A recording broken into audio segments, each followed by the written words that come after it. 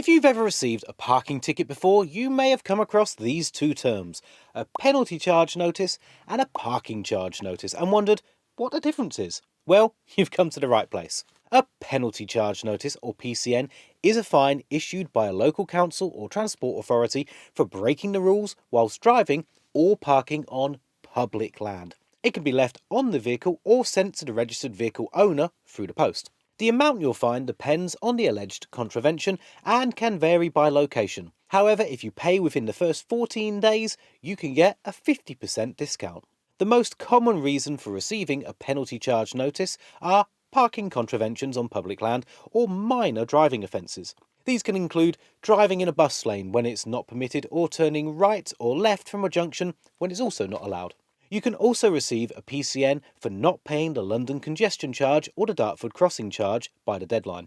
On the other hand, a parking charge notice, or PCN, is a notice from a private company stating that you owe them money because you broke the terms and conditions of using their car park. These fines can be left on your vehicle, but as most motorists are usually caught on camera, they are more often sent to the vehicle owner through the post. Car park management companies who oversee all aspects of the legal operation of the car park using staff, technology and cameras often manage car parks for private landowners and businesses such as gyms or supermarkets.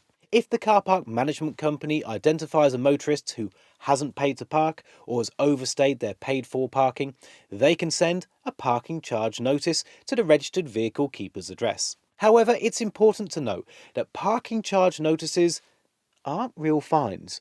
The main difference between a penalty charge notice and a parking charge notice is that the former is a real fine from a local authority and the latter is a type of invoice from a private company. Penalty charge notices aren't just for parking contraventions, and their enforcement is more stringent and effective at recovering the money. If you don't pay or appeal your penalty charge notice within 28 days, the council will send a charge certificate that increases your fine by 50%.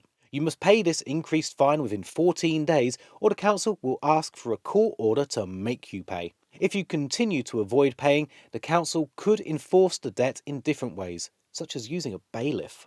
In contrast, the process for chasing a parking charge notice is less stringent. The company could chase you themselves or outsource the process to a debt collection agency. These debt collection groups don't have any additional legal powers and are not bailiffs. They could then send payment requests via letter, via text, via calls. They could add late fees to the debt and even threaten legal action, take you to court and win a court order or enforce the debt by eventually being able to employ bailiffs. Some companies will stop at stage 3 and not actually take you to court, allowing you to get away without paying. But this is high risk because many companies will take you to court even for smaller amounts.